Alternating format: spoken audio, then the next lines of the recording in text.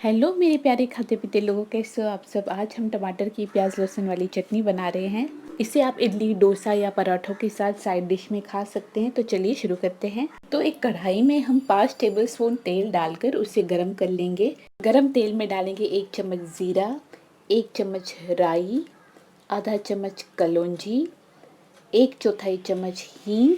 धीमी आंच पर इन सभी खड़े मसालों को कुछ सेकंड्स तक क्रैकल होने देंगे। उसके बाद इसमें डाल देंगे एक बारीक कटा हुआ प्याज, जिसे चॉपर में हमने काट लिया है। प्याज को सुनहरा होने तक भून लेंगे। उसके बाद इसमें डाल देंगे 8 से 10 कटे हुए करी पत्ते।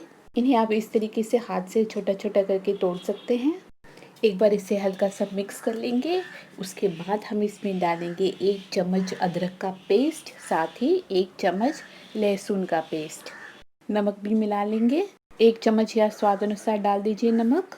लो से मीडियम आंच पर सौते कर लेंगे 1 से 2 मिनट के लिए। इसके बाद आंच को बिल्कुल लो करके हम इसके अंदर डालेंगे 1 से 2 टीस्पून कश्मीरी लाल मिर्च। कश्मीरी लाल मिर्च ज़्यादा तीखी नहीं होती है, इसलिए आप 2 चम्मच तक इसमें मिला सकते हैं अपने स्वाद अनुसार। लाल मिर्च पाउडर डालने की कुछ ही सेकंड्स के अंदर हम इसमें डाल देंगे 2 कप टमाटर का पल्प। अब इस टमाटर को मीडियम आंच पर बीच बीच में चलाते हुए हम पकाएंगे जब तक इसका कलर गाढ़ा लाल नहीं हो जाता। और फिर हमने इसमें 2 टेबलस्पून इमली का जूस डाल दिया। इमली का जूस टमाटर के खट्टेपन को और एनहांस करेगा, बढ़ाएगा। ये ऑलमोस्ट तैयार हो गया। इसे हम ढककर धीमी आंच पर पकाएंगे 5 मिनट के लिए। आप इसमें पानी बिल्कुल मत डालिएगा, नहीं तो इसकी ज़िंदगी छोटी हो जाएगी, मतलब इसकी लाइफ कम हो जाएगी, ये जल्दी ख़राब हो जाएगा। 5 मिनट बाद ये तैयार है। आप इसे किसी कंटेनर में भरकर फ्रिज में रख सकते हैं। ये 1 हफ्ते तक ख़राब नहीं होगा।